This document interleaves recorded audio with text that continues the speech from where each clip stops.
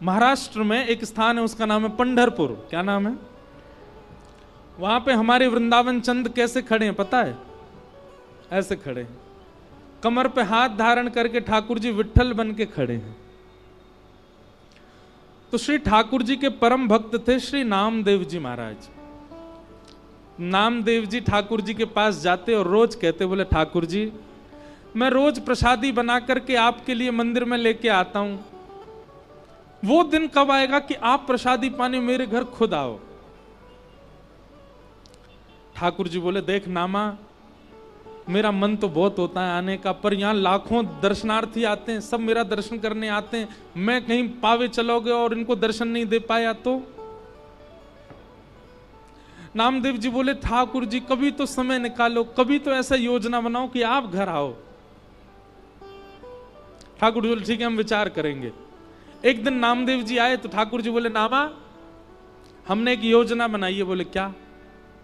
देखो मंदिर तो बंद नहीं हो सकता और हम जब तक खड़े हैं तब तक दर्शनार्थी आते रहेंगे। एक काम हो सकता है। बोले क्या? रात्रि शयन के बाद मैं तुम्हारे घर चला जाऊंगा, लेकिन तुमको मेरे स्थान पर खड़ा होना पड़ेगा विट्ठल बन के।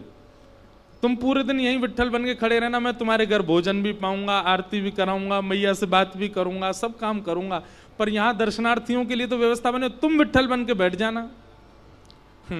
नामदेव जी बोले, मैं कैसे करूंगा? बोले हम है ना, हम सिखा देंगे सब, आज शयन के बाद रुक जाना बस। तो ठीक है।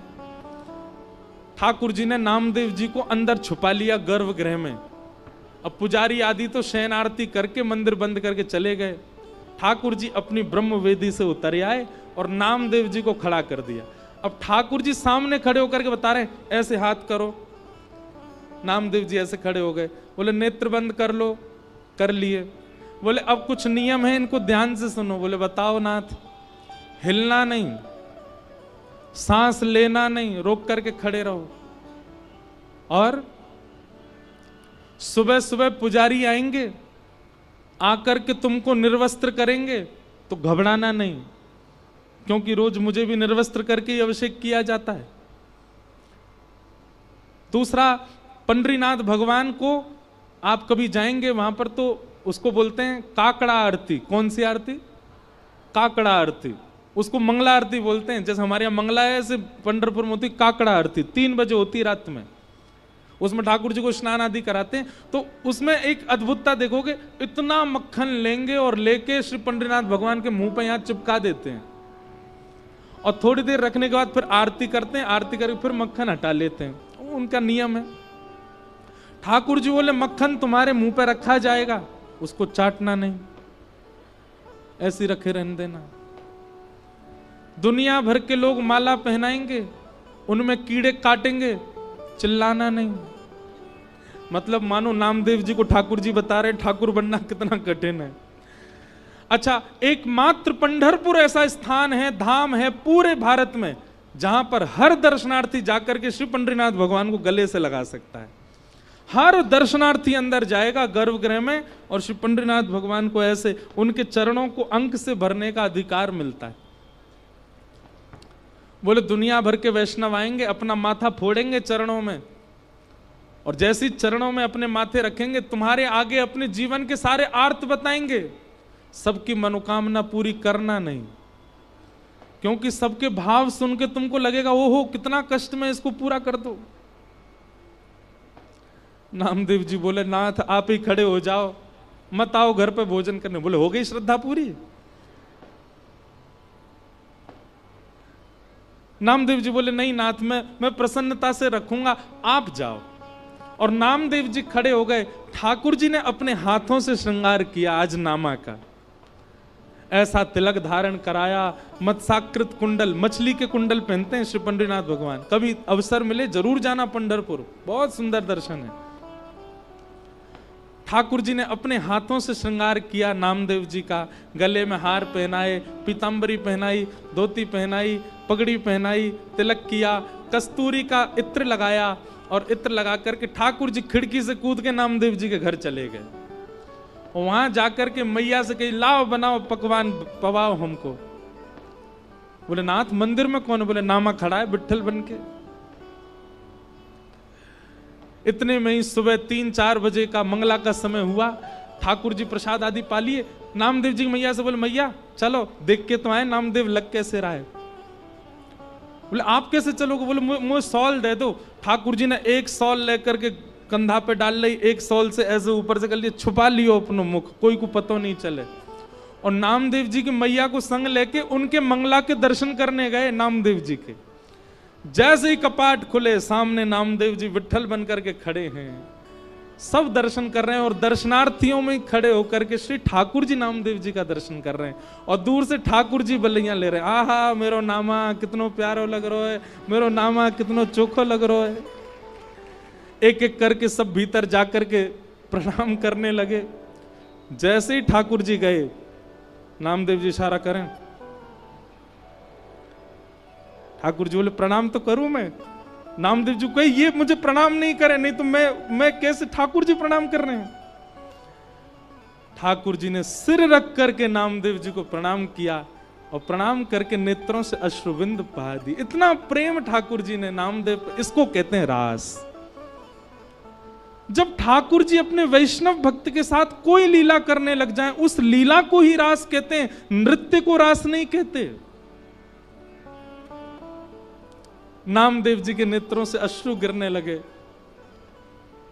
ठाकुर जी नामदेव जी को मनी मन कह रहे हैं, नामदेव रो मत, अश्रु अगर पुजारियों को दिख गए तो तुमको पकड़ लेंगे, बहुत मारेंगे। बोले हमारे भगवान भगा दिए, खुद खड़ा हो गया। नामदेव जी महाराज, ठाकुर जी जाने लगे। थोड़ी देर में सोचे एक बार और प्रणाम कर लूं। पुजारी बोले नहीं नहीं नहीं, एक बार और प्रणाम। एक बार और प्रणाम किया और नामदेव जी को जोर से चींटी मार के ठाकुर जी भागे वहां से। नामदेव जी बेचारे खड़े रहे।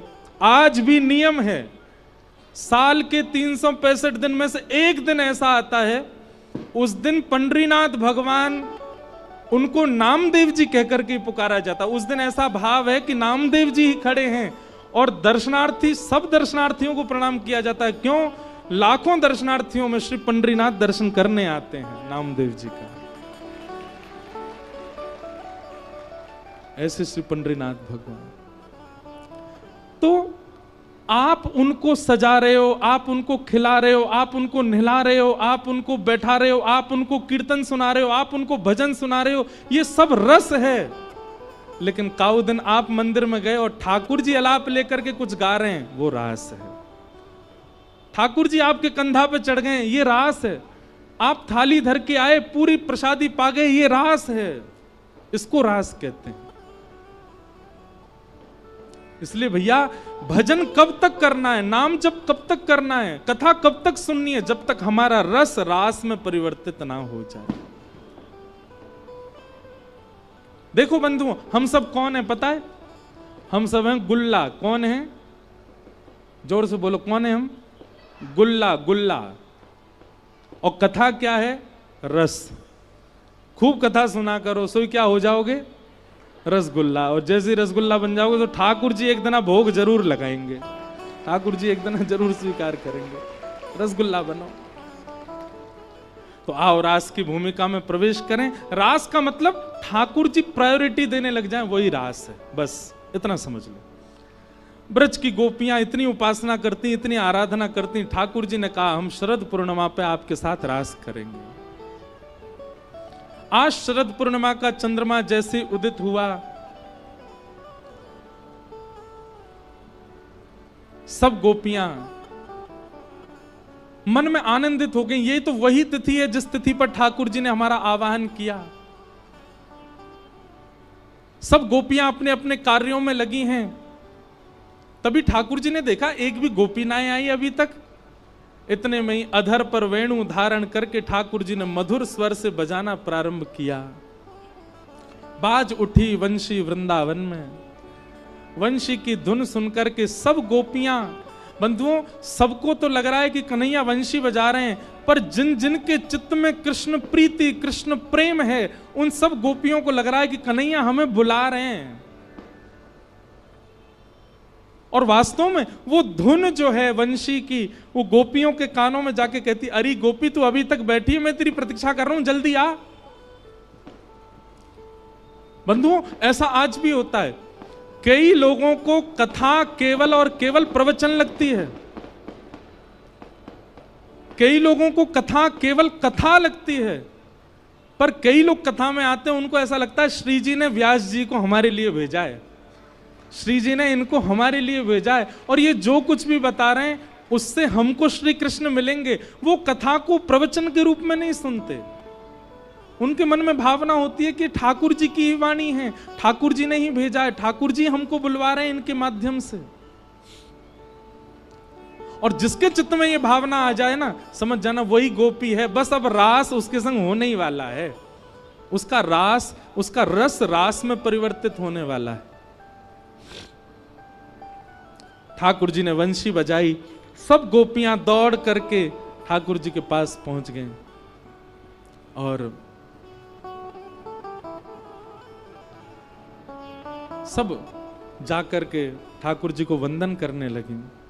स्वागतम वो महाभाग प्रियम किम करवाणि व ब्रजस्यानामयं कश्चित् ब्रूतागमन कारणम। सब लोग इधर देखो, इधर देखो, इधर देखो, ध्यान से सुनो। ठाकुर जी ने वंशी बजाना बंद किया, हजारों गोपियां सामने खड़ी हैं और गोपियों की स्थिति, कोई अपने कार्य छोड़ के आई है, कोई अपना श्रृंगार छोड़ के आई है, कोई अपने बालक को सोता छोड़ के आई है, कोई अपनी सास से लड़के आई है, कोई अपने पति को छोड़ के आ गई, सब भागी हैं। और ठाकुर जी के सन्मुख आने वाली गोपियों की आयु बोले 6 वर्ष से लेकर के और यशोदा मैया की उम्र तक की गोपियां हैं वहां पर, और सब ठाकुर जी को एक ही भाव से देख रही हैं, क्या? प्रियतम। सब प्रियतम के रूप में दे। और ठाकुर जी की आयु कितनी है? 7 वर्ष। ठाकुर जी 7.25 साल के हैं बस।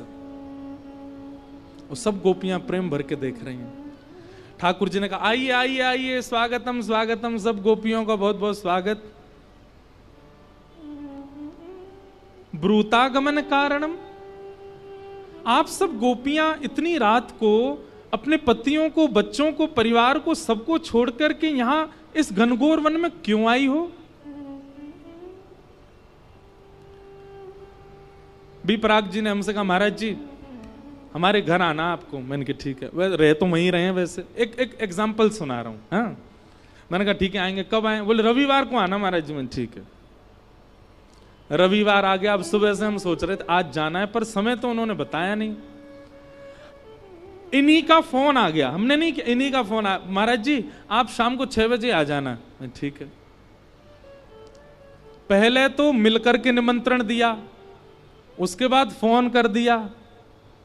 जैसे ही मैं 6 बजे पहुंचा तो अंदर जैसे ही मैं गया, इन्होंने आइए आइए महाराज जी, कैसे आना हुआ आपका?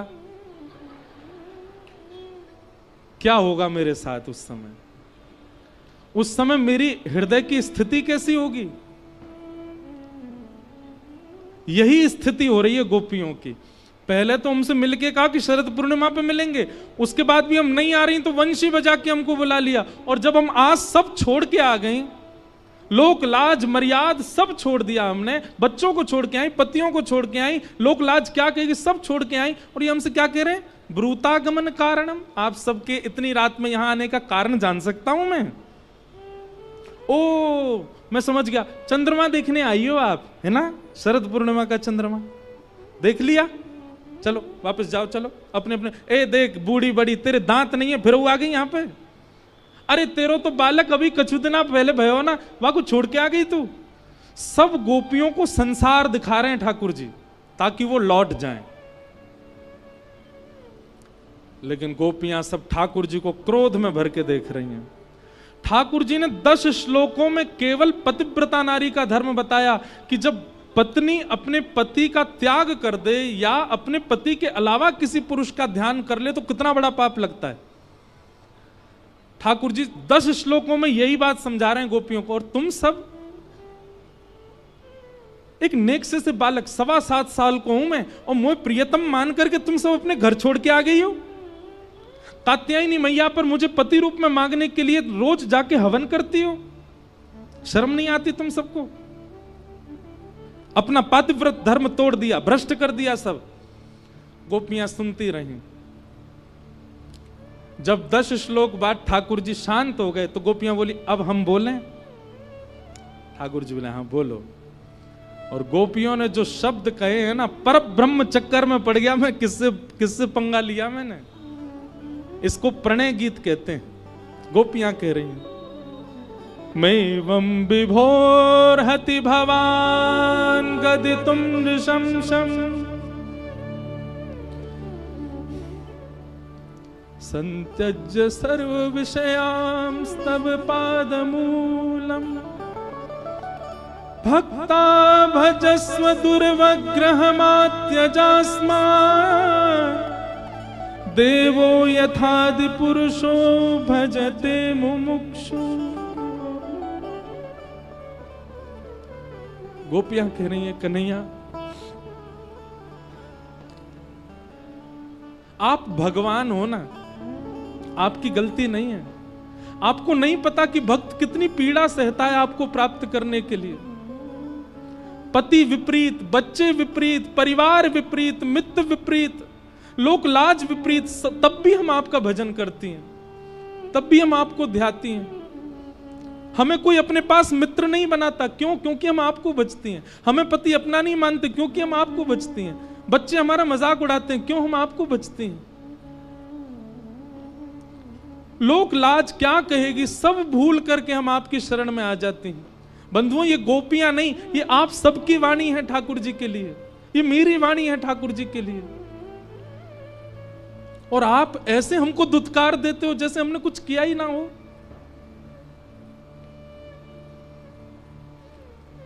हमको आप व्यभिचारिणी मत समझो। गोपियां कह रही हैं हम व्यभिचारिणी कन्या नहीं है, हमको आप वैसी महिला मत समझो कि एक पुरुष होते हुए अन्यों का ध्यान करती हैं। हमारी वो प्रेम नहीं है ठाकुर जी आपसे। हमारी बात सुन लीजिए, कभी हमारा स्पर्श मत करना, कभी हमको दिखना मत, कभी हमसे बात मत करना। जीवन भर के लिए हमको रोता बिलखता छोड़ के चले जाना, लौट करके कभी आपके पास आएंगी नहीं हम। और याद रखना जिस दिन आप छोड़ के जाएंगे ना ठाकुर जी, देखना कभी लौट करके हम आपके पास कभी नहीं आएंगी, लेकिन हमारा प्रेम ऐसा ही रहेगा, क्योंकि हमारा निस्वार्थ प्रेम है। आपसे कोई मिलने वाला प्रेम नहीं है, आपको स्पर्श करने वाला प्रेम नहीं है, आपको देखने की इच्छा नहीं है हमारी, बस प्रेम है। और क्यों है वो हम नहीं जानते। आप हमको व्यभिचारिणी मत समझो।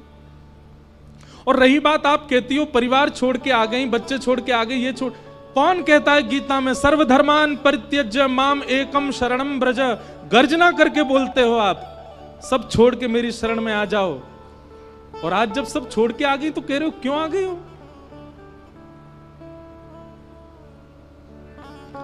ऐसी डांट लगाई है गोपियों ने ठाकुर जी को। गोपियां कहती हम व्यभिचारिणी नहीं है, हमारा प्रेम स्पर्श का नहीं है, हमारा प्रेम देखने का नहीं है। हाँ एक चीज है, बस आपसे एक बार सुनना चाहती हैं, क्या?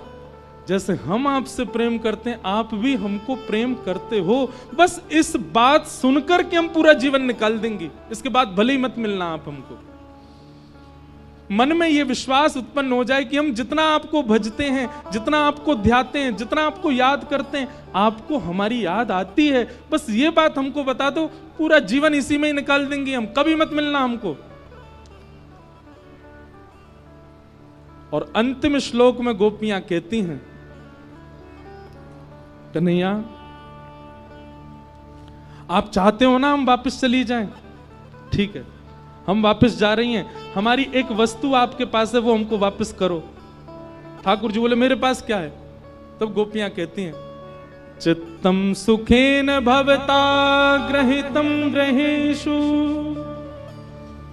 यन्निर्विशस्त्य तु करावपि गृह्य कृत्ये पादौ पदम न चलता स्तव पादमूलात्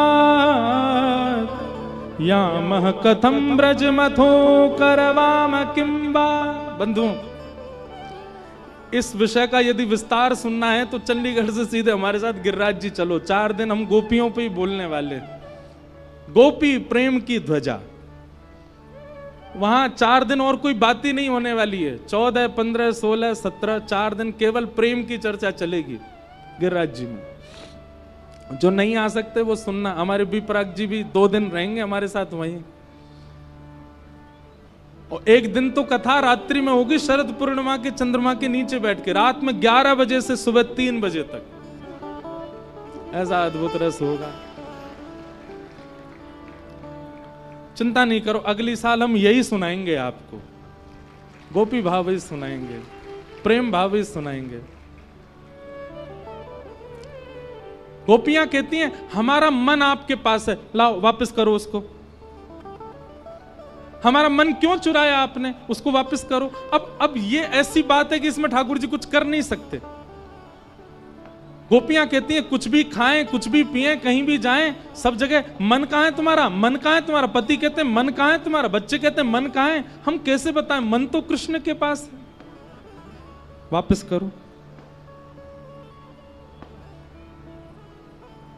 ठाकुर जी निशब्द हो गए और निशब्द होकर के बोले अरे अरे अरे शांत है जाओ। अरे मैं तो तुम्हारी परीक्षा ले रहा हूं, तुम तो नाराज है गई। अरे गोपी मैं तो आप सबन की परीक्षा ले रहा हूं। गोपी बोली नाय नाय तुम परीक्षा नहीं, अब देखो हम क्या करें। ठाकुर जी बोले कहा करोगे। एक साथ सारी गोपियां अपने पैर के नखून से पृथ्वी में गड्ढा करने लगी। लाखों गोपियां एक साथ मिट्टी को कुरेदने लगी। ठाकुर जी बोले जे कहा कर रही हो। बोले तुम ऐसे तो हाथ आओगे नहीं, तुमको देखते देखते यहीं प्राण त्याग के नीचे गड्ढों बना के वहां में कूद जाएंगी।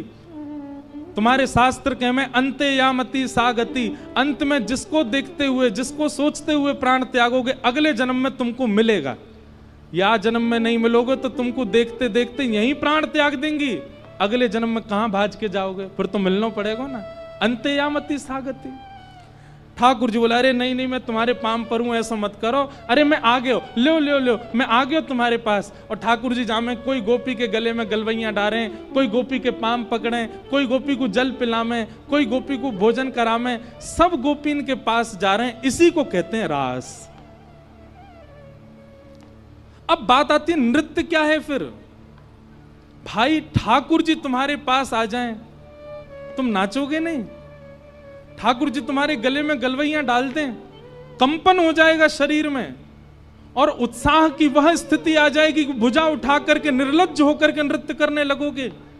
हमने उसी को नृत्य मान लिया, पर रास का मतलब नृत्य नहीं। रास का मतलब ठाकुर जी अपने भक्त को विशेषता देने लग जाएं, वही रास है।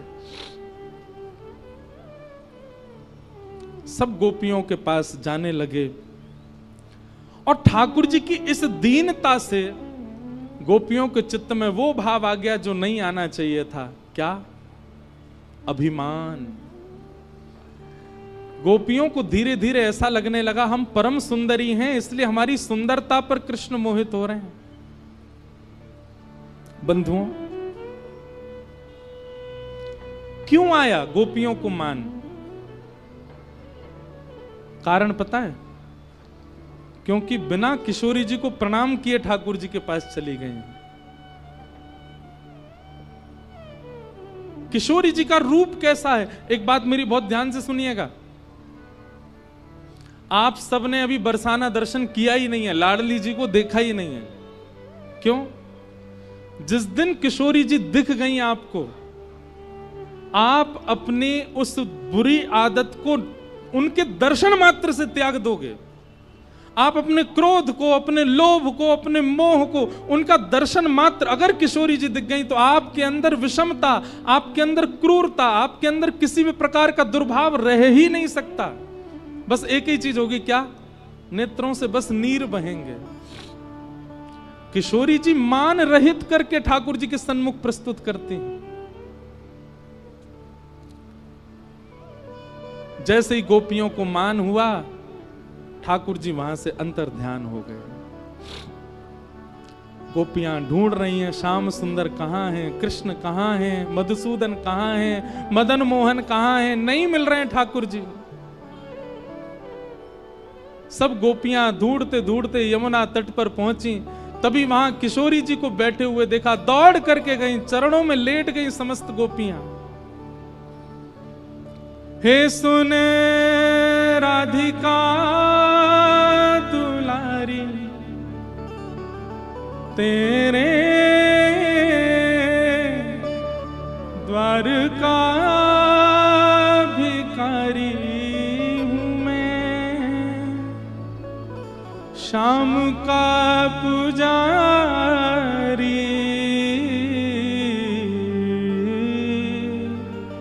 पीड़ा है हमारी हमें श्याम ना मिला, हमें श्याम ना मिला, हमें श्याम ना मिला। नेत्र बंद करके गाओ सब, किशोरी जी का स्मरण करो। सुन राधिका दुलारी, सुन राधिका दुलारी, तेरे द्वार का भिखारी, तेरे द्वार का भिखारी, तेरे श्याम का पुजारी, एक पीड़ा है हमारी हमें श्याम ना मिला, हमें श्याम ना मिला, हमें श्याम ना मिला, श्याम ना मिला। हम सोचते थे कान्हा कहीं कुंजन में होगा, सोचते थे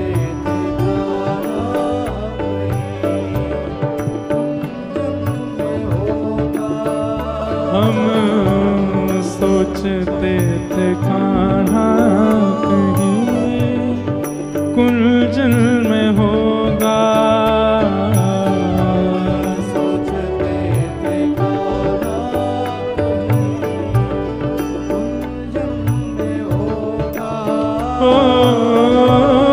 अभी तो मिलन का हमने सुख नहीं भोगा, अभी तो मिलन का हमने सुख नहीं भोगा। सुन के प्रेम की परिभाषा, सुन के मन में बंधी थी जो आशा, मन में बंधी थी जो आशा, आशा हुई रे निराशा, झूठी दे गया दिलाशा, हमें श्याम ना मिला,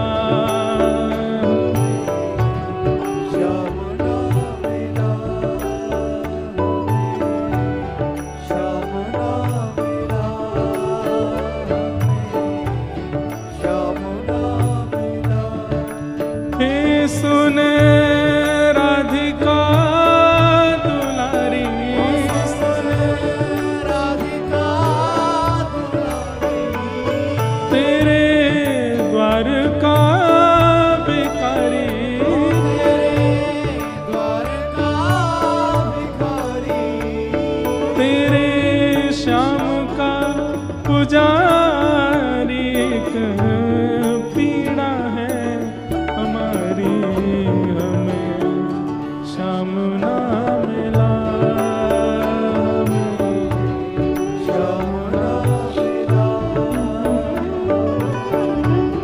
श्याम ना मिला,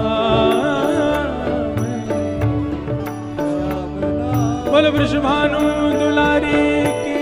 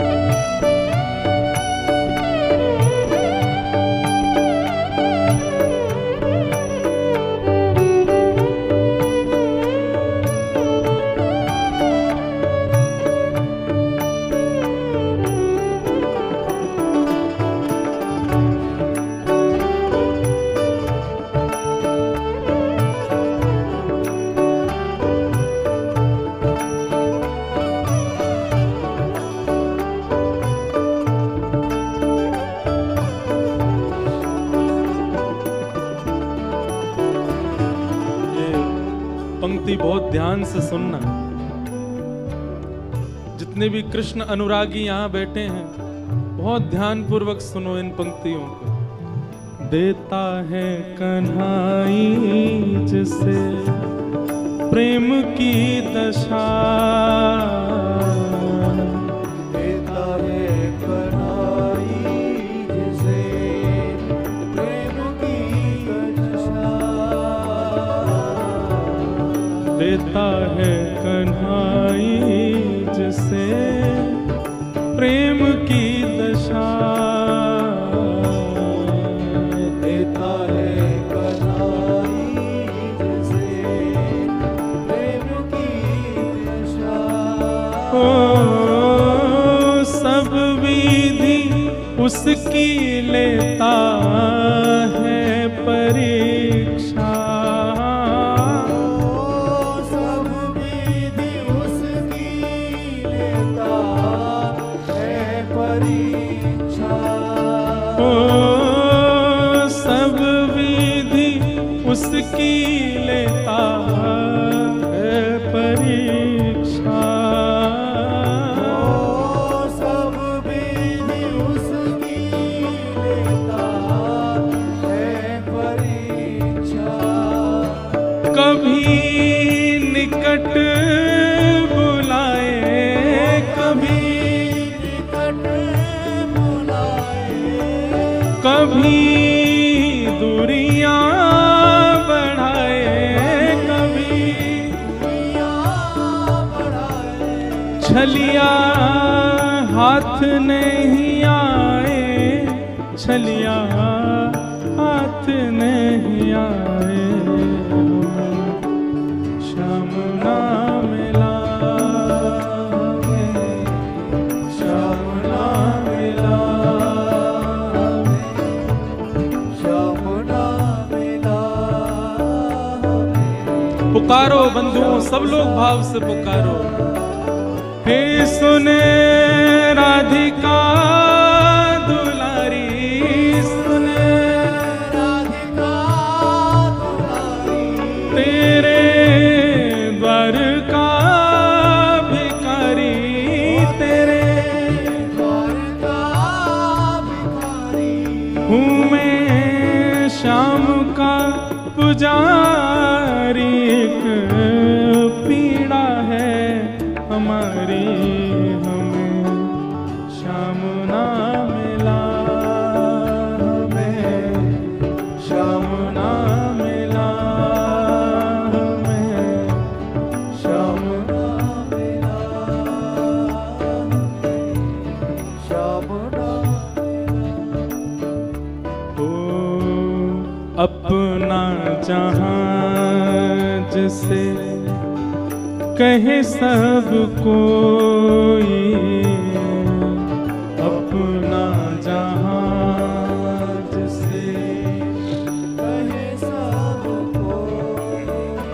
यहाँ इस पंडाल में सब कहते हैं कि कन्हैया हमारे हैं, ठाकुर जी हमारे हैं, राधा रमण हमारे हैं, राधा वल्लभ हमारे हैं, सब यही तो कह रहे हैं।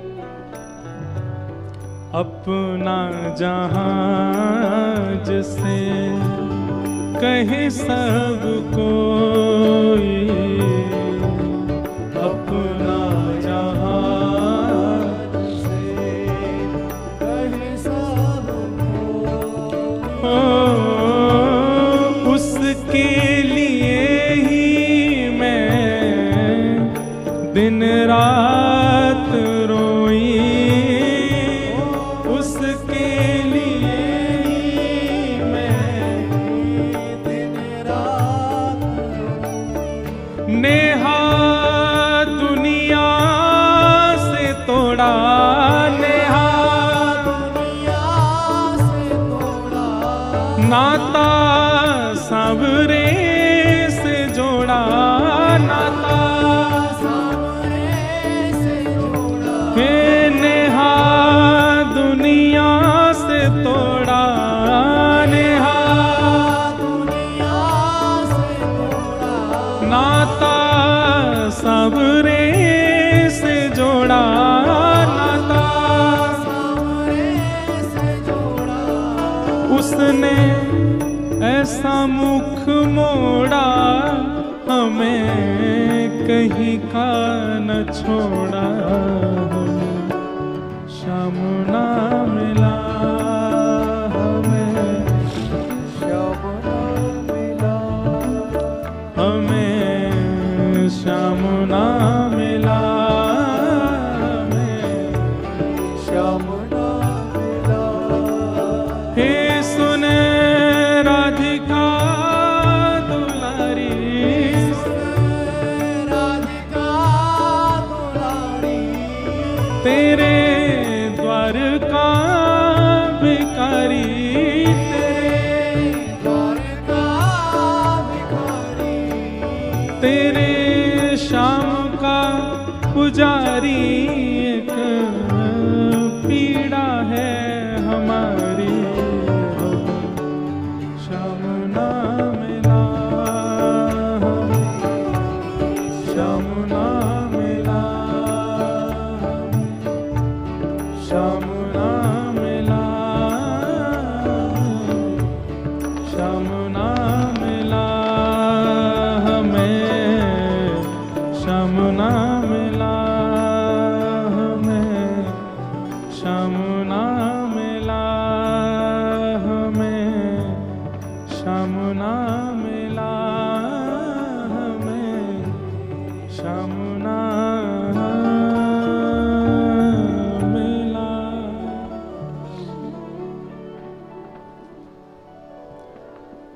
वैसे एक बात कहें, अभी 6वां दिन है आज कथा का, कल विश्राम दिवस है। इन 6 दिनों में अगर इस पंक्ति को थोड़ा बदल के गा लिया जाए तो कोई दिक्कत नहीं।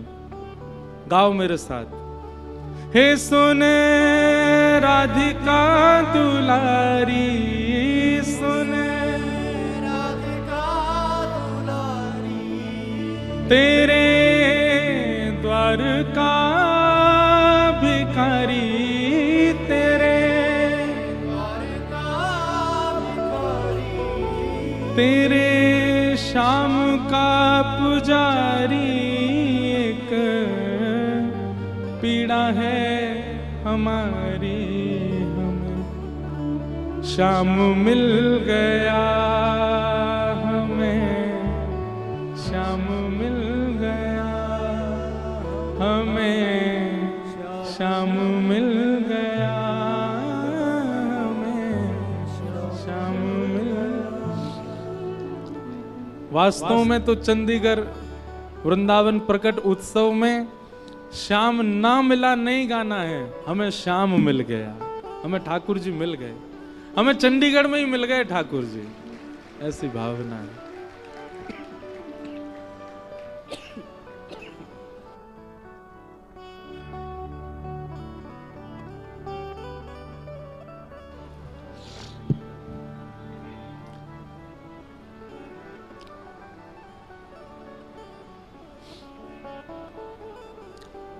सब गोपियां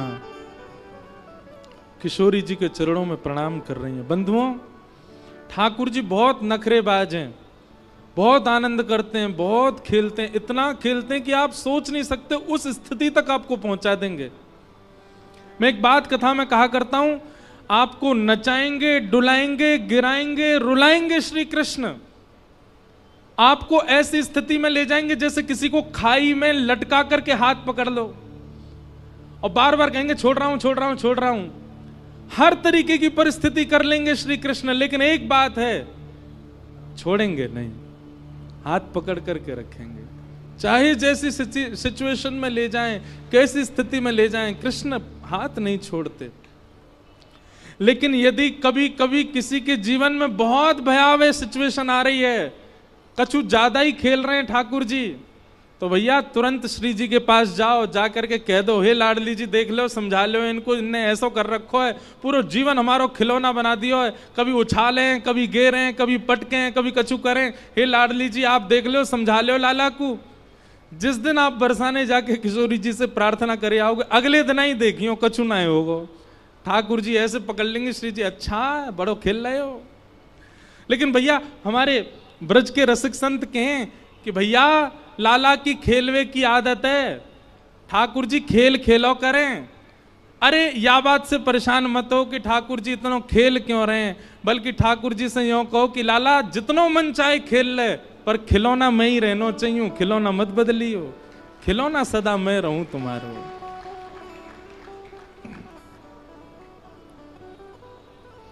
गोपियां सब विरह भाव में चली गई और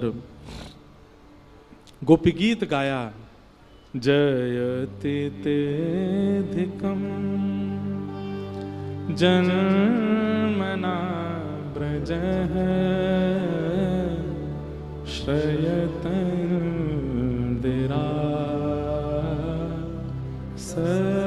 सस्वतत्र हि दैतदृश्यता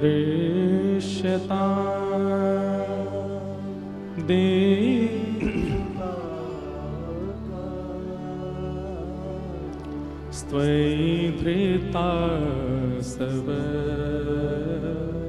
स्वां विचिन्वते शरदुदाशे साधु जात सरसी जोदर श्रीमुषादृश।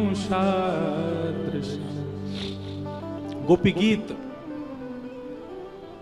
ठाकुर जी कहते हैं, नाहम वसामि वैकुंठे योगी नाम हृदयेन च मद भक्ता यत्र गायन्ति तत्र तिष्ठामि नारद। मैं वैकुंठ में नहीं मिलूंगा, मैं योगियों के हृदय में भी नहीं मिलूंगा, तो फिर कहां मिलोगे आप? ठाकुर जी कहते हैं, मेरे बहुत सारे भक्त मिलकर के जब मेरा गुणगान कर रहे हो, नेत्रों से नीर बहा रहे हो, भुजा उठा करके नृत्य कर रहे हो, नारद जी वहीं देखना कोने में छुप के मैं बैठा रहूंगा, वहीं बैठ करके सब सुनता हूं, मैं कहीं नहीं जाता। हमें आपको नहीं पता चल रहा है, इस पंडाल में ठाकुर जी बैठे हैं और कहीं हम हमारे आपके जैसे भक्त बन के ही बैठे हुए हैं। हमको ऐसा लग रहा है कि ठाकुर जी नहीं है, नहीं, यहीं बैठे हैं, तभी विरह हो रहा है, तभी याद आ रही है, तभी भावना उत्पन्न हो रही है। ये बात जब गोपियों को पता चली तब गोपियों ने गीत गाया, गोपी गीत। नित्य अपने ठाकुर जी को गोपी गीत सुनाया करो। और ये गोपी गीत भोग लगाते समय नहीं सुनाना, शयन कराते समय नहीं सुनाना, सुबह उठाते समय नहीं सुनाना। ये विरह के जितने भी भाव हैं तब सुनाने जब ठाकुर जी खाली बैठे हैं, कुछ नहीं कर रहे, तब सुनाओ। निश्चित कभी ठाकुर जी जरूर प्रकट होंगे, दर्शन देंगे। गोपियों ने गीत गाया और वही गीत सुनकर के भगवान प्रकट हो गए। तासामाभिर्भूत सौरी स्मयमाय मुखाम्भुज पीताम्बरधरश रघवी साक्षान मन्मथ मन्मथ।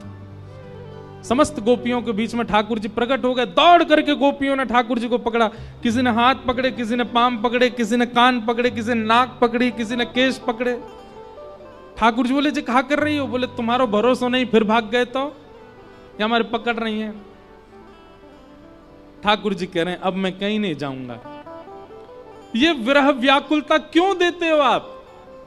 ठाकुर जी बोले, विरह से प्रेम पुष्ट होता है। देखो बंधुओं, एक बात हमेशा याद रखना, अति सामीप्य और अति दूरी दोनों में दोष होता है। किसी के भी ना बहुत समीप में रहो और ना बहुत दूर रहो, मध्य एक डिस्टेंस मध्यस्थ रखो। क्योंकि आप किसी के बहुत समीप जाओगे, ब्याह से पहले लड़का को लड़की में लक्ष्मी दिखती है, लड़की को लड़का में साक्षात कन्हैया दिखते हैं, और ब्याह के 4 साल बाद लड़का को लड़की में साक्षात पूतना दिखती, सुर्पणखा, और लड़की को लड़का में साक्षात रावण ही दिखता है। काहे को? इतना सामीप्य हो चुका है कि फिर उनके गुण अवगुण लगने लगते हैं। ऐसी बहुत दूर रहोगे, किसी से बात ही नहीं करते, उससे मिलते ही नहीं, तो निश्चित है कि कान भरने वाले उसके बारे में कुछ कहेंगे, फिर अपने आप मन उसके बारे में दोष बनाते रहोगे, दोष आएगा। अति दूरात अति सामीप्य, इन दोनों से दोष आता है। इसलिए किसी के ज्यादा समीप मत जाओ, किसी से ज्यादा दूर मत रहो, मध्यता रखो, मध्यस्थता रखो। ठाकुर जी बोले इसलिए मैं दूर गया था ताकि आपका प्रेम और प्रबल हो। अब प्रबल हो गया, अब हम महारास करेंगे। जितनी गोपियां थीं उतने कृष्ण प्रकट हो गए। हजारों गोपियां तो हजारों कृष्ण प्रकट हो गए। देखो यहां इतनी सारी गोपी बैठे मेरे सहित, हम सबके कन्हैया हैं। हमारे कल आए थे गिरधर लाल, आज भी पराग जी के आए हैं। यहाँ पे कई अपने ठाकुर जी को लेके आते, सबके ठाकुर जी हैं। ऐसे ही ठाकुर जी ने हजारों रूप धारण कर लिए और सब गोपियों के साथ महारास करने लगे। जैसे ही ठाकुर जी नृत्य करने लगे, हिमालय पे बैठे महादेव बोले मोते ना रुको, जा रहा हूं, मैं तो जा रहा हूं। तुरंत दौड़े वृंदावन। जैसे ही वृंदावन आने लगे, गोपियों ने मार्ग रोक दिया, बोले महादेव अंदर पुरुष का प्रवेश निषेध है, केवल गोपी जा सकती हैं, एक ही पुरुष है, कौन? श्री कृष्ण। महादेव बोले तो मैं कहां करूं? बोले गोपी बन के आओ। अन्नपूर्णा मैया के पास गए, श्रृंगार करा करके महादेव गोपेश्वर बन करके आ गए। बोलो गोपेश्वर महादेव की जय। हमारे वृंदावन में जाओ, नथनी पहनते हैं, काजल लगाते हैं, होठन में लालीमा लगाते हैं, गले में गहने पहनते हैं, हाथन में चूड़ी पहनते हैं, शिवलिंग, और फिर वाके बाद सिर पर चुनरी डाल करके श्री कृष्ण के विरह में आतुर रहते हैं। कौन? गोपेश्वर महादेव। गोपी बन करके आए। जैसे ही महादेव पहुंचे, ब्रह्मा भी गोपी बन के आ गए, 4 मुंह वाली गोपी आ गई। इतने में सूर्य भी आए, चंद्र भी आए, वरुण भी आए, सब देवी देवता, तीनों लोग वृंदावन में आ गए और सब गोपी बन बन करके आए और ठाकुर जी के संग रास कर रहे हैं।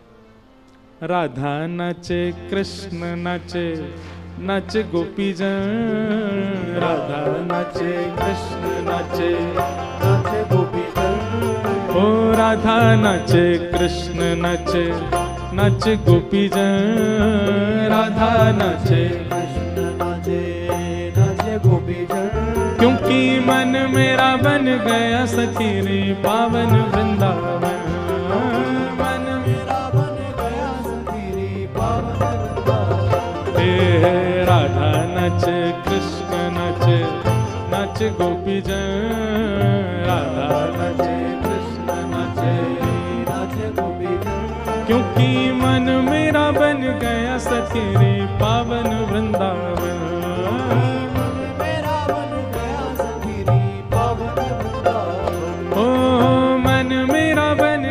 सखी रे पावन वृंदावन। मन मेरा बन गया सखी रे पावन वृंदावन। हे रास रचो है, रास रचो है, आज यमुना के नारे महारास रचो है। रास रचो है, रास रचो है, यमुना के नारे महारास रचो है। रास रचो है, रास रचो है, आज यमुना के नारे महारास रचो है। रास रचो है, रास रचो है, यमुना के नारे महारास रचो है। हे राधा नचे, ओ राधा नचे, हे राधा नचे, कृष्ण नचे, नच गोपी जन। राधा नचे, कृष्ण नचे, नाचे गोपी जन। क्योंकि मन मेरा बन गया सखी रे पावन वृंदावन। मन मेरा बन गया सखी रे पावन वृंदावन। हे मन मेरा बन गया सखी रे पावन वृंदावन।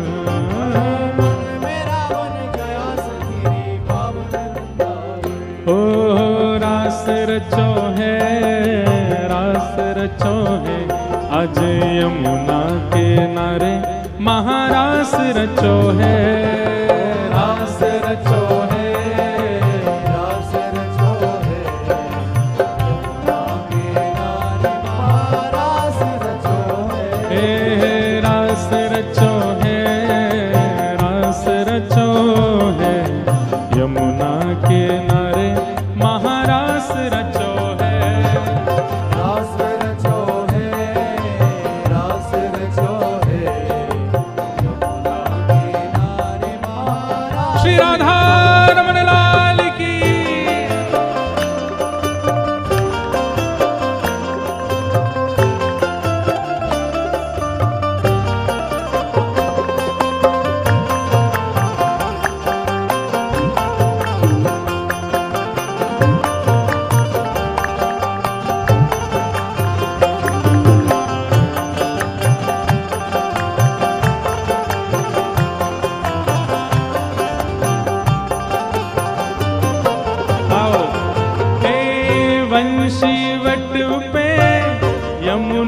तट पे कान्हा रास रचावे। बंसी वट पे यमुना तट पे कान्हा रास रचावे। ओ वंशी वट पे यमुना तट पे कान्हा रास रचावे। बंसी वट पे यमुना तट पे कान्हा रास रचावे। ओ गोपी बन के शंकर आए गोपेश्वर कहलाए। गोपी बन के शंकर आए गोपेश्वर कहलाए। ओ डम डम डमरू बाजे कान्हा की मुरली पे। डम डम डमरू बाजे कान्हा की मुरली डम डम डमरू बाजे कान्हा की मुरली पे। डम डम कान्हा की मुरली ओ जग सारा नाचे रे श्याम संग राधा नाचे रे। राधा नाचे। ओ श्याम संग राधा नाचे रे। श्याम संग राधा नाचे। ओ राधा नाचे कृष्ण नाचे नाचे गोपी जन। राधा नाचे कृष्ण नाचे नाचे गोपी जन। ओ राधा नाचे कृष्ण नाचे नाचे गोपी जन। राधा नाचे नाचे गोपी जन। क्योंकि मन मेरा बन गया सखीरी पावन वृंदावन। मेरा बन गया सखीरी पावन वृंदावन। मन मेरा बन गया सखीरी पावन वृंदावन। मेरा बन गया सखीरी पावन। श्री राधा वल्लभ लाल की।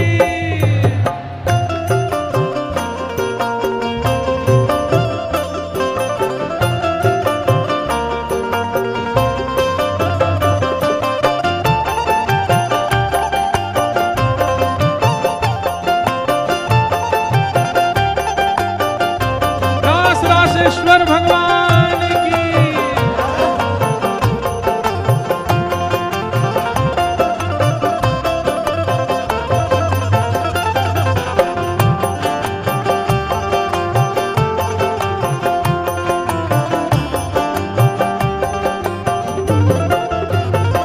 हे चंद्र किरण सा श्याम सलोना दो आंखें कजरारी।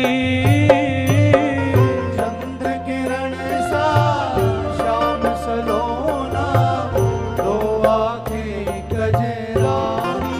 ओ ठुमक ठुमक नाचे गोपियन के संग जग का पालनहारी।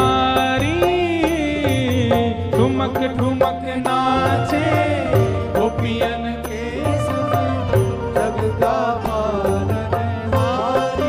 ओ रास बिहारी संग राधा सुकुमारी। रास बिहारी संग राधा सुकुमारी। हे रास बिहारी संग राधा सुकुमारी। रास बिहारी संग राधा सुकुमारी। हाँ ब्रज में विराजे रे श्याम संग राधा नाचे रे। श्याम संग राधा नाचे। ओ श्याम संग राधा नाचे रे। श्याम संग राधा नाचे। हे श्याम संग राधा नाचे रे। श्याम संग राधा नाचे। राधा नाचे ओ राधा नाचे। राधा नाचे कृष्ण नाचे नाचे गोपी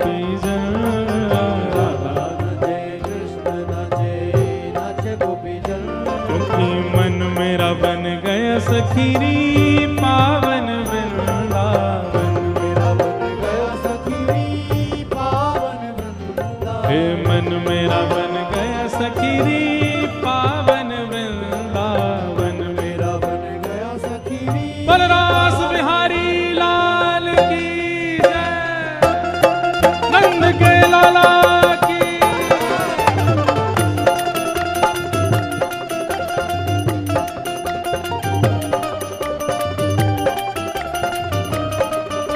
श्री राधा वल्लभ लाल की।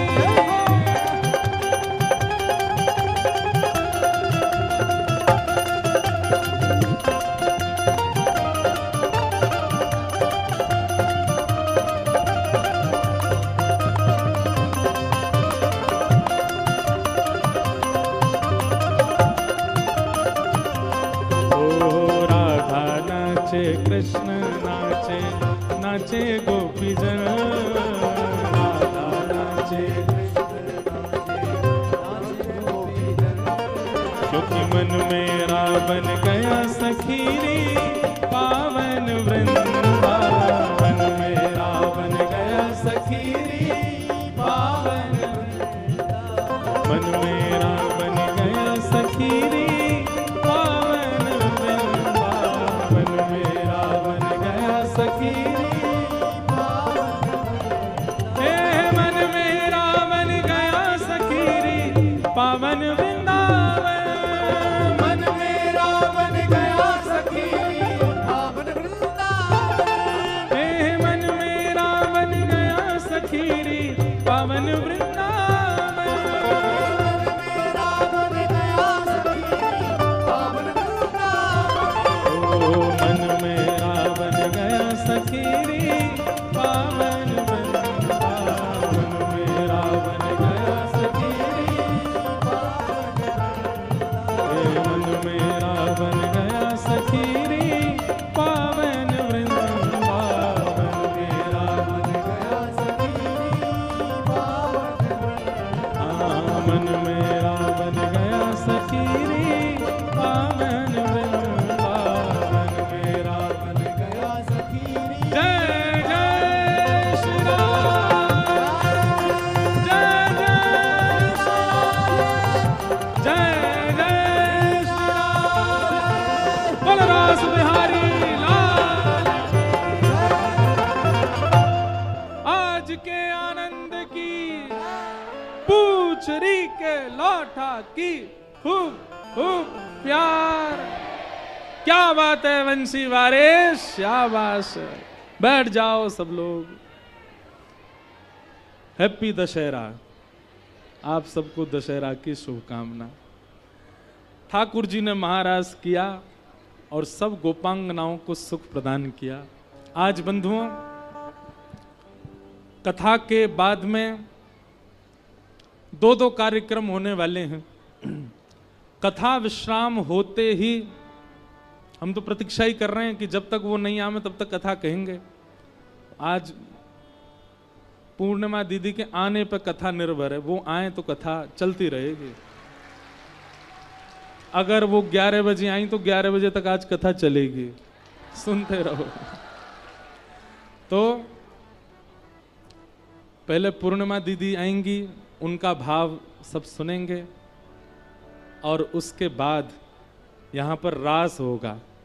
क्यों? हमारे गुजरात के श्री कीर्तिदान गदवी जी आए हैं, जो अभी पूरे गुजरात को नचा करके आए, अब पंजाब में आए हैं नचाने के लिए। महाराज, उनका आगमन होगा और हम भी आप सबके साथ में ये रास बिहार करेंगे, आनंद करेंगे। आज उत्सव मनाएंगे। ठाकुर जी को रास बिहार है, वही सुख से यह सुख लेंगे। कल संडे है तो कोई उठ के जाने के लायक अब है नहीं, आपके पास कोई बहाना नहीं जाने का, इसलिए बैठे रहो सब। कल रविवार है, सबकी छुट्टी है और कल तो कथा का विश्राम भी है, इसलिए अब ध्यान पूर्वक श्रवण करो।